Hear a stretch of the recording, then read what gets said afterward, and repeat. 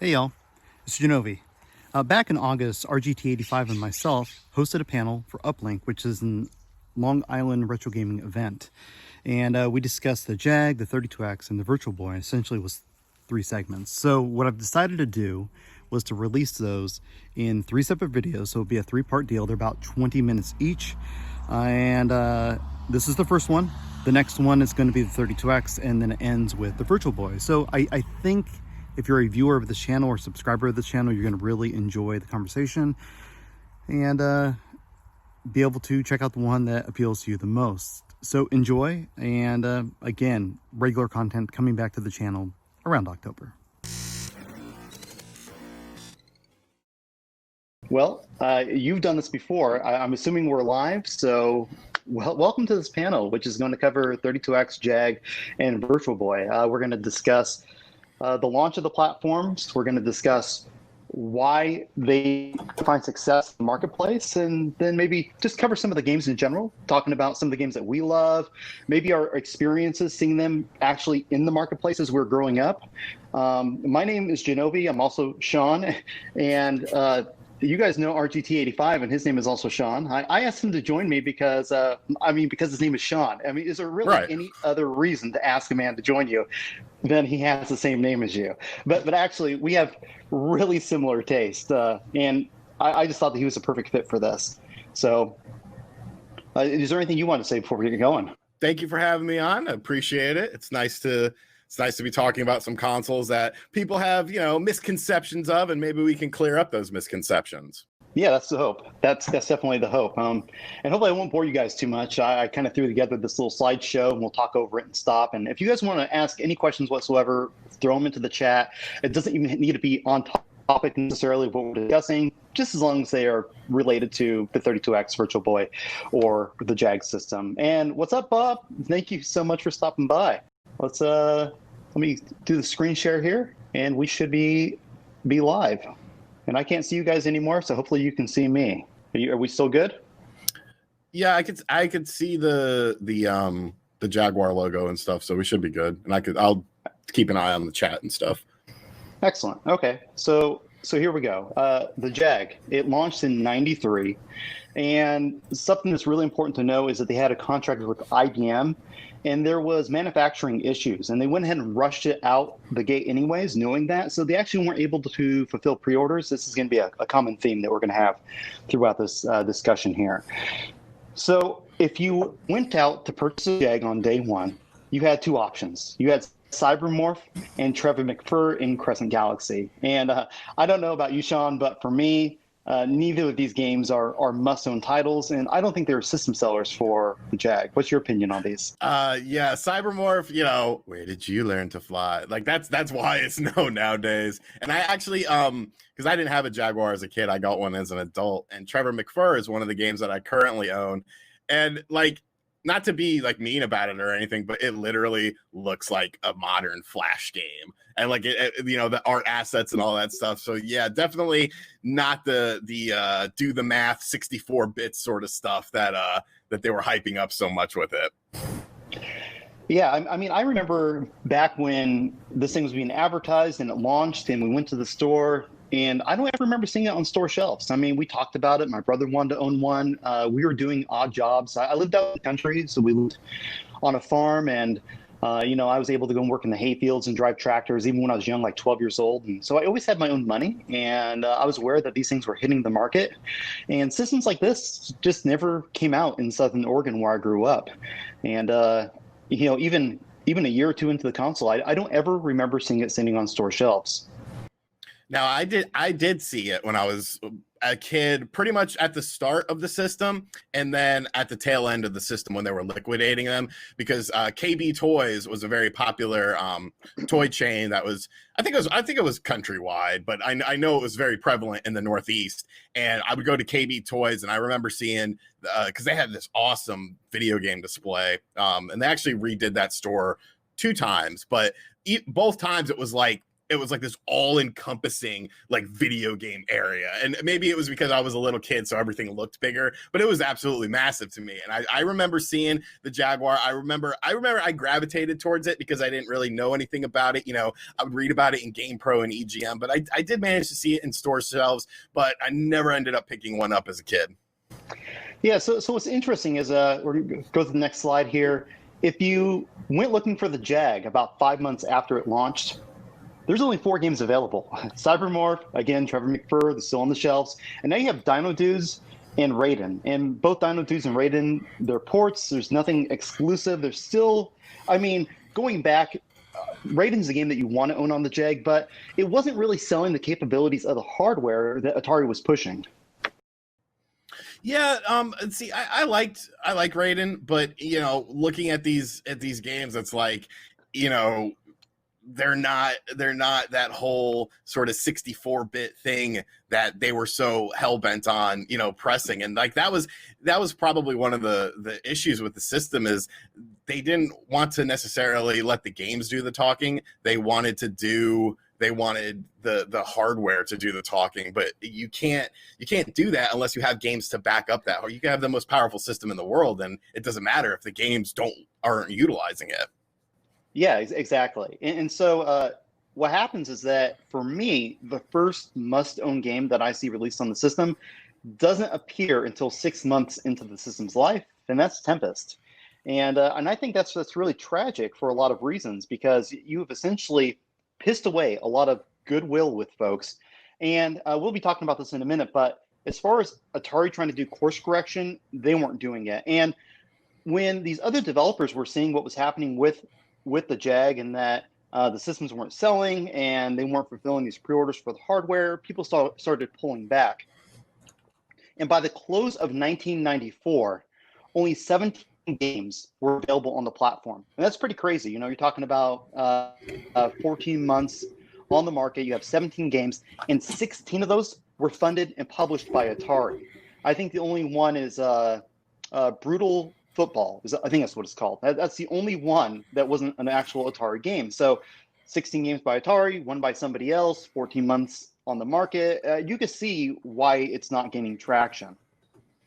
Yeah, and Tempest was a great game, but the problem was, to me, a game like Tempest is trying to get that older Atari fan base, which obviously wasn't buying the system. There was no sort of brand loyalty or anything like that with you know, the Atari in 94, as opposed to something like, you know, you want a new Sega, you want a new Nintendo console. So I felt like, although Tempest 2000 is a great game, you know, it's still not something that's going to have that massive appeal like a character, you know, because obviously mascots were huge in the 90s, and you know, your characters like Sonic, your characters like Mario, and that's why you spurred on so many other, you know, mascot characters. I think that hurt not having an identifiable mascot at the launch of the system, even though eventually they did sort of get a mascot that was a great game, but still it was almost like it was an afterthought for them. Yeah, I think it's so true, and it's really a very valid point. And a lot of the issues that Atari was having at the time was there was a lack of budget. And one other ways to resolve this was they started filing lawsuits against other game developers and game hardware manufacturers, and started going after them for patent infringement or trademark infringement. And one of those companies was Sega, and they won a lawsuit. So, well, they got a settlement out of the lawsuit. And what that did for them was it gave them $7 million a year that Sega would pay into Atari. And Sega agreed to acquire 7.5% of Atari for $40 million. So this infused a bunch of cash into Atari and paid for games such as NBA Jam. So without the Sega deal, that money directly went to pay for a lot of these big games like Doom and NBA Jam, these third-party games that you see on the system and you think are just incredible. Well, Atari was actually paying for the rights and then paying to have those games actually developed for the hardware as well. So these weren't third-party companies actually coming in wanting to do anything with Atari. This was Atari taking that money and trying to actually salvage the system. So the settlement was in September of '94. The money comes in. They start negotiating and trying to get games out in '95. And what ends up happening is that in E3 of '95, they're showing off a lot of their new games that are coming up. They're showing off the VR system. And what people don't realize at the time is that by December 31st of 1994, the Jag had only sold 100,000 units. And what Atari knew is that by May of E3, they hadn't sold very many more, because what we know is, let's see, I think it's in this slide right here. By the end of 1995, they had only sold 25,000 more units. So they had sold 125,000 units. And one thing that people didn't know is that they had put a stop order on all manufacturing of hardware. So there was nothing else made. They had 125,000 units sold, 100,000 units sitting in a warehouse, and they didn't know if they were going to be able to liquidate these. So they essentially canceled the Jag in mid-1995, right after E3, and tried to eliminate all contracts for any games that they had going. If you had missed a deadline by a week, they canceled the contract. And anybody that they're in contract with that was meeting deadlines, you went ahead and released those games. And that's essentially what happened. And so Sam's idea, you have, and we'll get to this in a second here, but you have Sam, Jack, and Leonard. Sam's idea was to refocus with this newfound money from Sega in partnership with Sega to a Jaguar 2 platform. That means that the Pro Controller and the CD unit were both manufactured and then canceled before they ever released to the public. And that's why you see such a shortfall of those units being available on the market. And then the ones, the Jaguar CDs that are out there are horrible, hardly work ever. But you know what's funny? The Jaguar Pro Controller, I didn't even, someone recently brought that to my attention. I've never really looked into that 6-button controller, and when you look on eBay now, they're well over $200 for them, and it's like, wow, that's crazy. Yeah, somebody put out a reproduction of those controllers. You had to buy two. It was through Atari Age. I can't remember the gentleman's name right off the top of my head. I bought them, and they are identical to the original controller as far as I'm concerned. They just feel so good in your hand. And when you're playing a game like Doom, and you can actually do your left and right turn and map them to the shoulder buttons, it's a game changer for a game like that. Doom on the Jag is probably the best home port on a classic console ever. And that's my opinion. But you have to have the Pro Controller. You go and try and play that with the original 3-button, you're not going to have a good time. Yep. Same thing with to a lesser extent, I think Wolfenstein too. Like, just it doesn't feel great half the time when you're playing it with a standard controller. But speaking of the controller, someone actually asked in the chat, do you think people were turned off from the Jaguar because of the controller? Kevin asked that, and I think to me, at least, the controller looks intimidating because of the dial pad on it. But once you actually hold, this is such an unpopular opinion for a lot of people, but I think the Jaguar controller is extremely comfortable. Like, I like holding the Jaguar controller. I don't think it's, it takes a little bit to get used to, but I think it's a very comfortable controller. But I could definitely see it being very intimidating just because of how many buttons are on the thing. Yeah, for me, I've actually had this conversation with a good friend of mine. He has a channel called Historic Nerd. His name's Ian, and he's a really big guy, like 6'3" or 6'4", and I'm a small guy. I'm 5'8". I don't weigh a lot. My hands aren't that big. And I think controller preference is really hard to recommend to people unless you know exactly how big the person is. So for me, the standard controller isn't that comfortable because my hands are just too small. But the Pro Controller actually has a thinner profile, and it's an incredibly comfortable controller. I just think it's phenomenal. So it's really hard to recommend controllers, but if we actually just look at the intimidation factor of the controller, you haven't touched it at all. You're just looking at it. Is it appealing to you? Well, I don't know about a lot of other people, but myself, growing up in the 80s and 90s, I was a computer gamer, and I looked at that and I said, that is containing a ton of stuff that the NES is missing.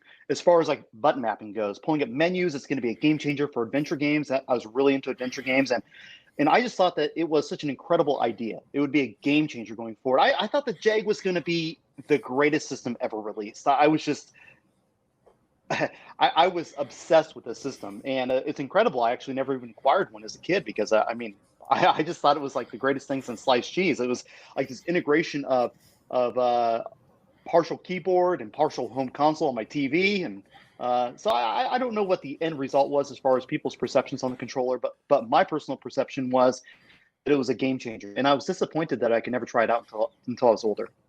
Yeah, and a lot of companies they really didn't utilize it fully to make it actually a worthwhile thing. But I mean, it makes sense when sales of the initial sales of everything are just in the toilet. No pun intended with the toilet lid attachment on the system, but it definitely didn't help its cause. Yeah, so something else interesting about the Jag CD that a lot of people don't know, and I discussed this with Retro HQ. He makes the Jag flash cart. Is that the CD player is just a CD player? It's just a media drive. That's it. It doesn't actually contain any kind of chips or anything special. So if you have a cartridge that's big enough to contain the data, the Jag can play it. And he's shown that to actually work in the real world, where he's actually converted some of these Jag CD games over to a data file that fits onto the cart, and it's running right through the Jag without the CD attachment. So the CD attachment was really just kind of a move to say, like, hey, invest in the CD attachment, and if you're going to buy a ton of games, well, we can get them out the door to you for $49 or $39 versus $69 or $79 for a cart, because there's so much more money to manufacture. That's cool. I didn't know that. So let's talk about something else that the Jag did that I think is very interesting, and that's the days until the first price cut. And what you see here is the Saturn. It's about 150 days, and N64, the 3DO, the PlayStation coming in at about 250 days, and then you see the Jag, and it's really close to about 600 days. And when you really start looking at this deal here, let's go to the next slide as well. You can see the percentage of the price cuts as well.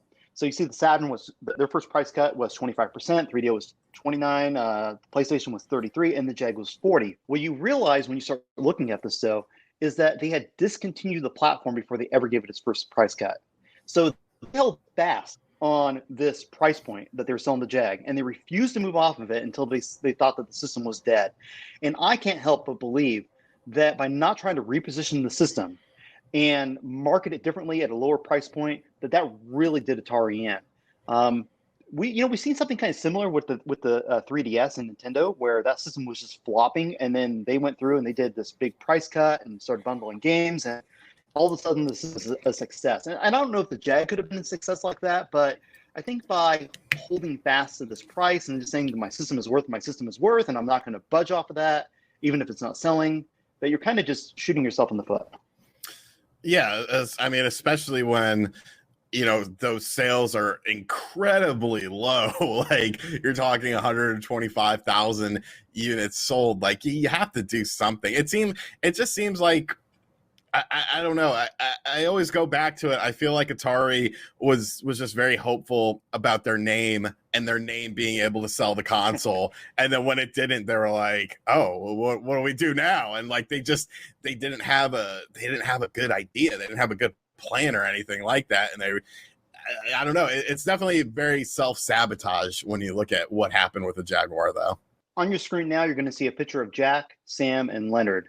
Now, Jack, he started Commodore and purchased Atari, and it's important to know that he saw Atari as a computer manufacturer and was not interested in the video game market. In fact, he hired Michael Katz and lied to Michael Katz, telling him that he would help him prop up the Atari video game brand, essentially. I can't remember the whole deal, but essentially, he had no interest in games. But when he retired, Sam did. Sam saw Atari as this company, 2600, and he wanted to return Atari to its former glory of the 70s, and he was the man that was actually behind the Jag.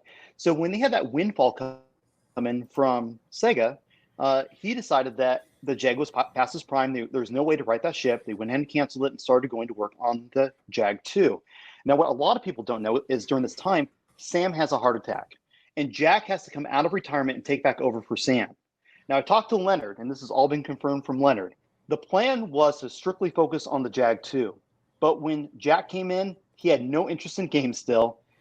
He scrapped everything, and they had all that money on hand, and he knew of a company, because of his computer connections, called JTS. And JTS was an up-and-coming hardware manufacturer.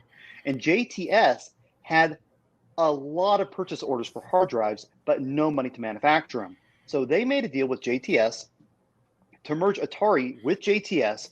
They would supply the money. JTS would supply the purchase orders, and they would get rich together. But Jack didn't do his due diligence in making sure that JTS was making a quality product, and they weren't. They were crap, and they failed. And they had such problems with returns that the company actually went under. And that's one of the JTS hard drives you see on your screen. They produced them for just a short period of time. And by 1998, the Trammels had essentially pulled all of the physical assets from the company and put them into their own private name. And that company declared bankruptcy. And the Atari brand was sold off to Hasbro. And that becomes very important because Hasbro in 1999 releases all rights to the Jaguar platform, making it an open source. And so when you start thinking about a platform that in 1995 sold 125,000 units and only produced 225,000 units, we don't know how many of those additional 100,000 units actually made it into consumers' hands. But let's just say the whole 225,000 units made it into consumers' hands. It's not a lot. But this explains why you see such an active aftermarket game community producing game after game after game, year after year for this platform. It's because of Hasbro and the sale in 98, which led to this open source in 1999. You're right. But yeah, but no, Jaguar homebrew stuff is definitely a very active community, way more so than a lot of other systems are, even more popular systems, I think. You see tons of Jaguar games come out all the time, and they're differentiating in terms of quality, but it's definitely crazy to see how a system that wasn't popular when it came out seems to have a following for it now as far as new homebrew games. It's one thing that's really drawn me to the Jag is the aftermarket support that it continues to receive. And I think it's kind of disappointing that we haven't seen some of these other platforms go open source. And, it really has been dependent on people backwards engineering some of these platforms. And, and sometimes that just doesn't always happen. So, and we'll be discussing that a little bit more when we get into the 32X. So for you, Sean, what are some of your favorite games on the Jag? Alien versus Predator is my favorite. Love that game. Amazing that it was never released on anything else because it's a very unique experience. You play as a alien, you play as the Predator, you play as the Marine, and they're all three very different experiences. I really like Iron Soldier too. I think Iron Soldier was one of the games that was able to sort of showcase, polygons and stuff on the system, where a lot of games looked like, essentially 16-bit games, which isn't bad or anything like that. But like I said, when your marketing is 64 bits and you don't have anything to sort of back that up, I think that was a game that stood out. Tempest 2000, of course, great soundtrack. And I'm not even a Tempest fan or anything like that, but I really enjoyed that game. Wolfenstein, it's Wolfenstein, but it's a very solid running version of it. Doom, another very solid version of it, and NBA Jam was pretty good on it too. Yeah, I personally think that NBA Jam on the Jag is the best version, hands down, on any platform. I take it over the arcade.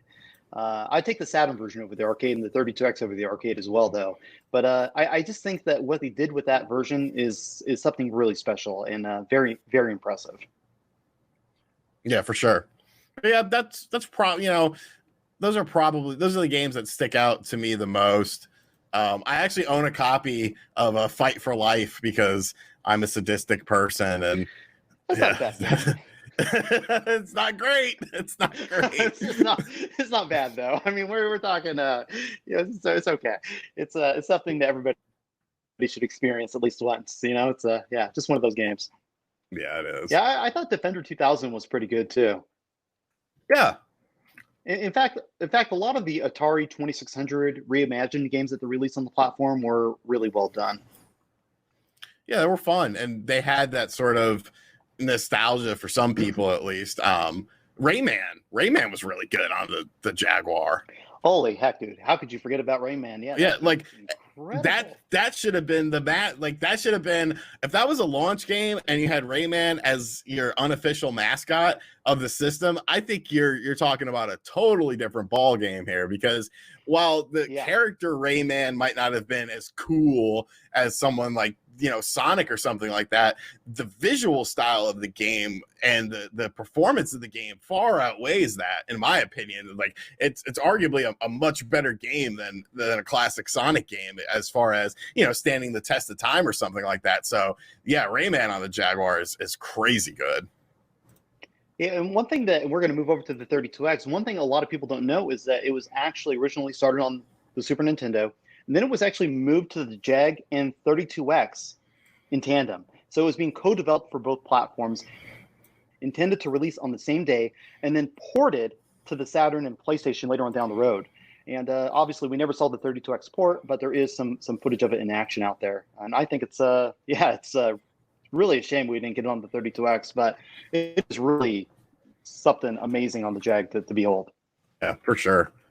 So what do you think? Do you have anything to add to the conversation? Do you have any questions to ask? Go ahead and comment below. And until next week, when I upload for the 32X, thank you for watching Retro Impressions.